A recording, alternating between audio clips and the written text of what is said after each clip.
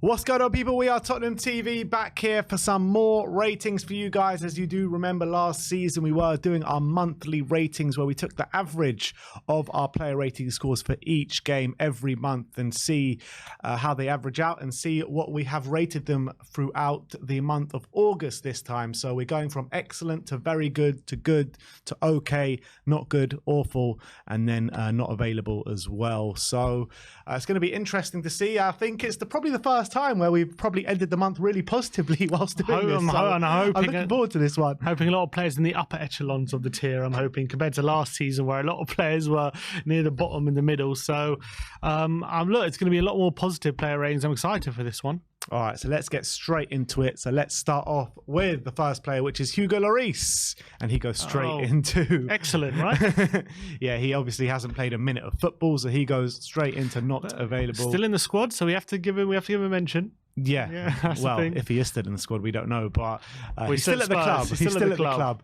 Next up is Fraser Forster. He played one game for Spurs, obviously in the cup game. I feel like he had a not a bad game, but obviously penalties massively let us down that day, and he was a massive contributor to that. I mean, I can't remember what I rated. I imagine about 6 or something. I gave him a 6 and you gave him a 5, so the average is a 5.5 for the one game, which I guess goes, what does that go to? Or not good? 5.5 goes into okay. All right, so we'll put him in. I think that makes sense. It was actually an okay performance, like in the game, made some good saves, but yeah, penalties largely let down. Yeah. All right, let's move on to Vicario. He's played all the Premier League games so far, and his performances have been growing game on game. I think first game was a bit dodgy, but ever since then, I think he's been pretty brilliant so far. So I'm hoping we can sneak him into the very good, but I think he'll probably end up being in good. It's important to note that the Burnley game is not included in this. Any rating is that because that's in September, so that'll be in next month's rating. So Vicario for the 3 Premier League games: Brentford, United, Bournemouth, 7.5. So very good. Very good. Good. There you go. I'm happy about that. I think he deserves that. 100%. Vicario. Really good start to his first career. Really solid showings. And even in the first game when he was dodgy, he still had some good moments as well. And he seems to be improving game on game. So very happy with him. I imagine what this is going to be. It's going to be like all the league performers are going to be in like good and upwards, and then everyone else is going to be like okay downwards. Basically, yeah. That's what it's going to be. But next up, we're going to look at Ben Davies. Obviously, he was one of the cup performers. He didn't play well that game, so I imagine he's going to be in not good. He did come on for a cameo against Man United, which bumped up his rating. We both gave him 7s. But the cup games, I gave him a 5. I gave him a 3. You gave him a 5. So average for the month is 5.5. 5.5. And look, a disappointing game against Fulham, but it was a good cameo against United. Yeah, got a goal. Pretty much got on the score sheet, but with an own goal. So 5.5. So that goes into okay. Sneaks in there, Benny D. Next up, we have got Ashley Phillips. He hasn't played yet, albeit he was pushed on the bench in the last game. Obviously, that was the game that we're not rating, but he was on the bench ahead of Dyer, which is important to note. So he goes into NA. Next up is Cuti Romero. He's been brilliant so far this season. I would say Romero, for me, probably goes into excellent, actually. Can he average above 8? It's very close. He gets a 7.8, but I think we should bump him up to excellent. He got for some reason he got 2. I think I gave him an 8. Maybe I mistyped here. It says I gave him a 7 against Man United and a 7 against Brentford and a 9 against Bournemouth. You gave him 3 8s. So I have to check that again. I thought I gave him an 8 against Man United, but it says I got a 7. I think we could bump it up to excellent. I think that's what he deserves. Yeah, I completely agree. And Cuti Romero, I mean, he's absolutely been a level above so far this season. We kept saying consistently over and over again, once you get a proper partner, you'll see the real Cuti Romero, and that's exactly what we're seeing right now. Definitely, 100%. Next up is Davinson Sanchez. Came on early in the Brentford game. He played the cup game as well, which he didn't have a good game in. So I imagine he's going to be an okay. 5.5. Yeah, so okay. Got a 7. Well, I gave him a 6 against Brentford. You gave him a 7, and then in the game against Fulham, I gave him a 4. You gave him a 5. So just about sneaks into okay, which I think makes sense. But it looks like he's going to be on his way out now. Yeah.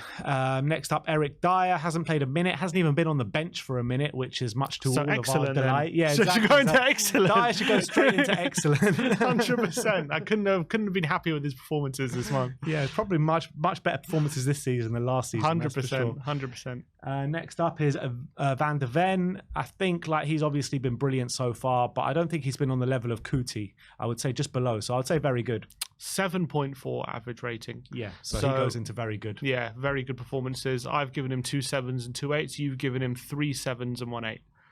Next up is Emerson Royale. Played the first game, played the cup game, and has had cameos here and there apart from that. But look, he hasn't been bad. I don't think he's been like amazing. I'd probably say he goes into maybe the upper of okay, or maybe the lower of good.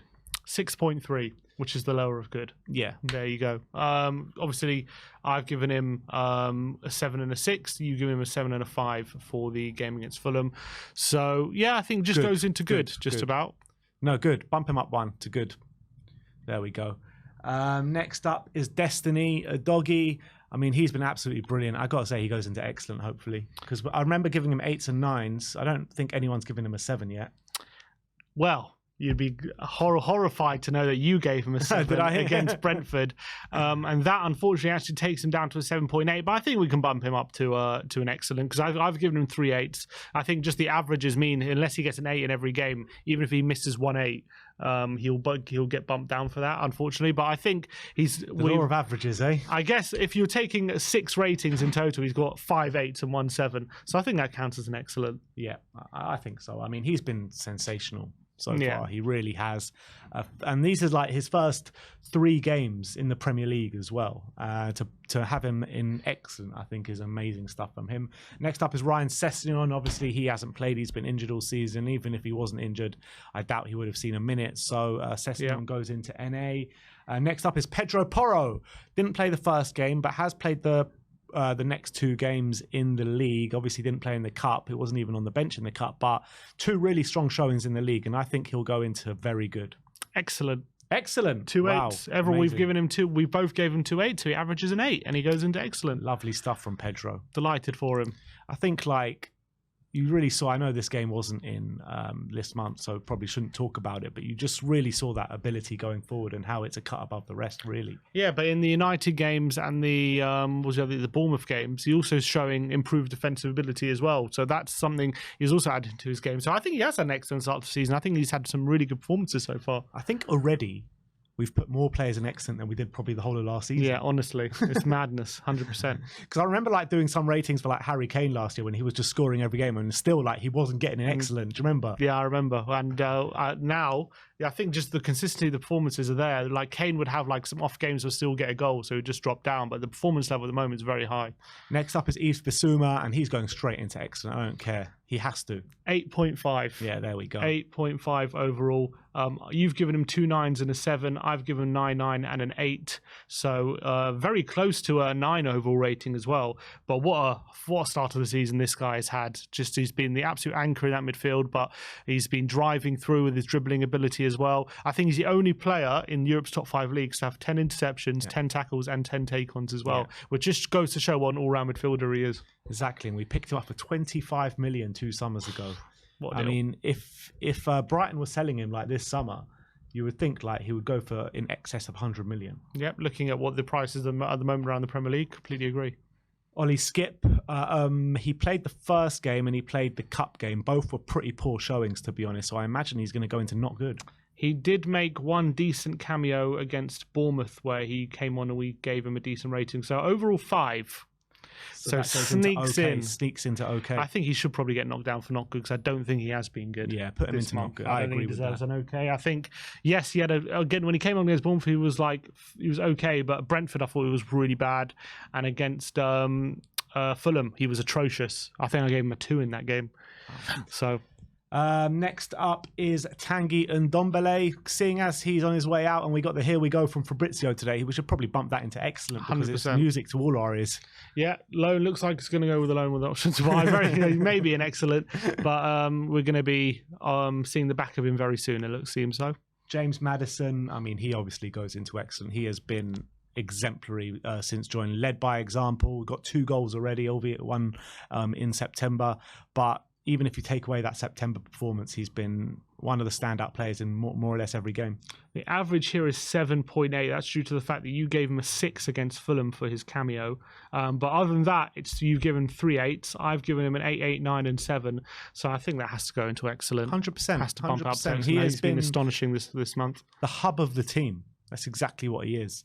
Next up is Rodrigo Bentancur. He hasn't played as of yet, so he goes into the bottom list in NA.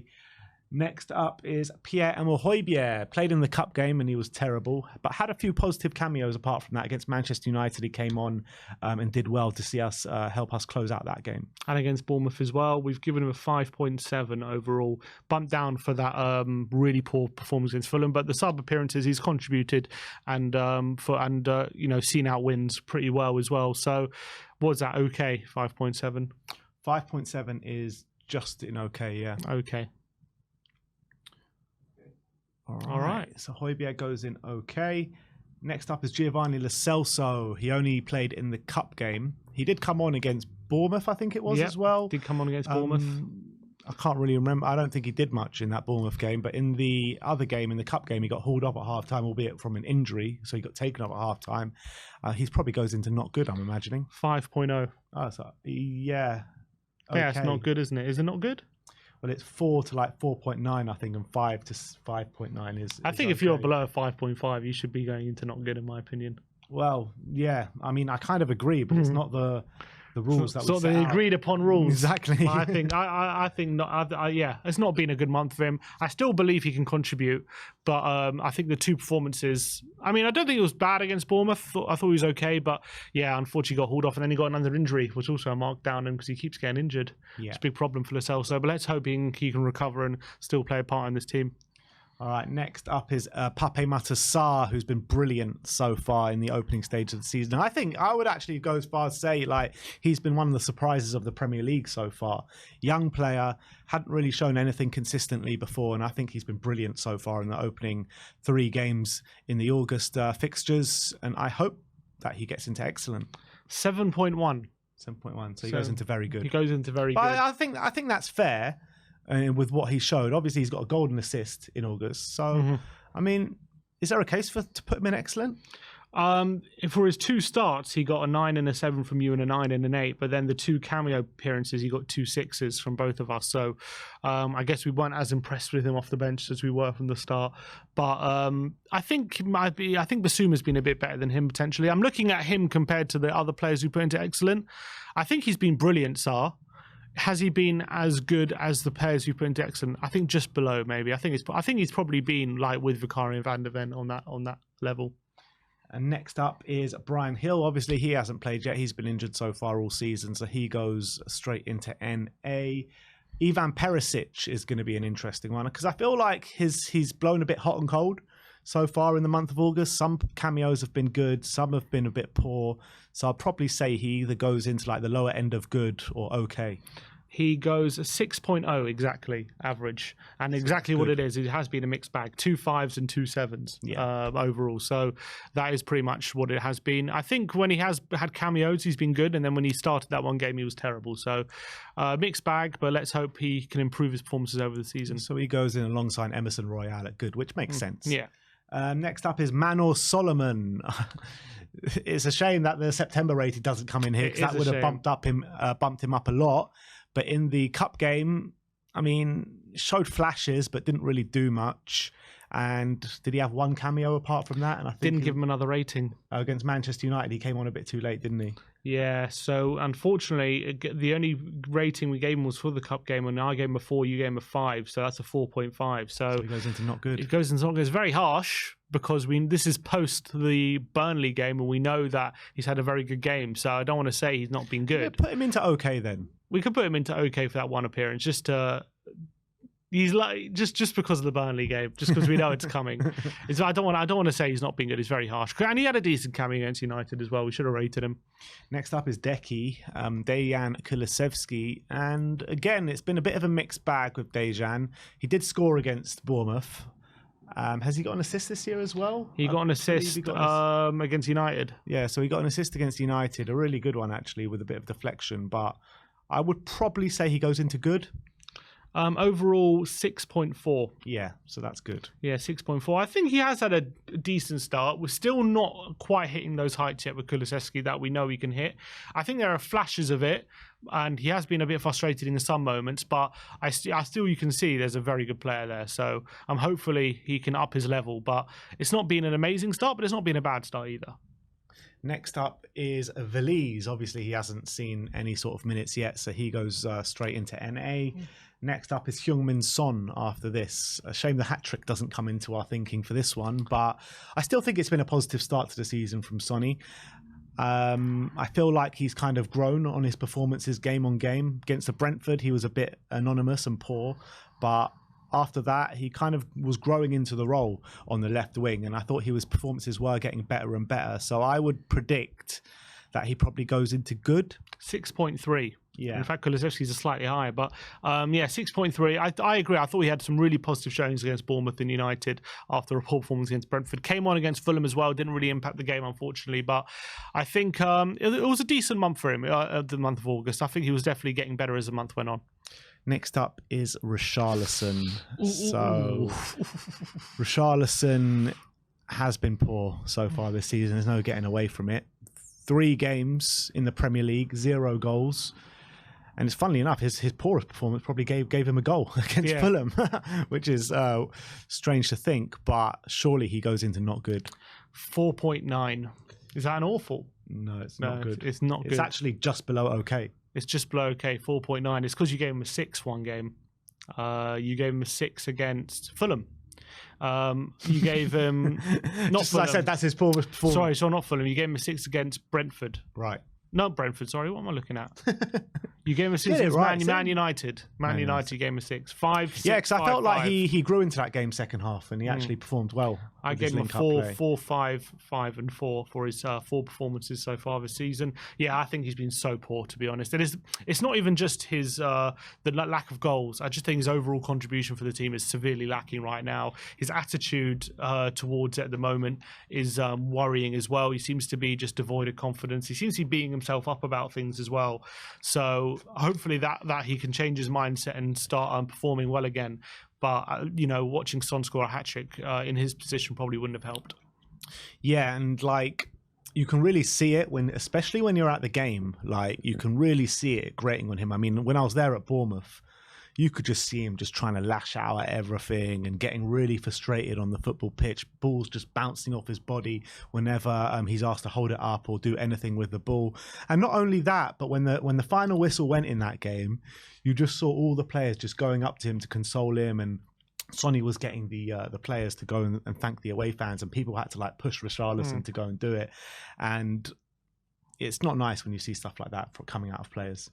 Yeah, and let's just hope that he doesn't feel like the fans are turning on him, even though some are. But, let's just hope that the fans don't turn on him, and hopefully we can boost his confidence and he can hit a run of form. I think, in moments in games, when he was showing that kind of bad attitude in the Bournemouth game in the second half, there were murmurings of fans turning.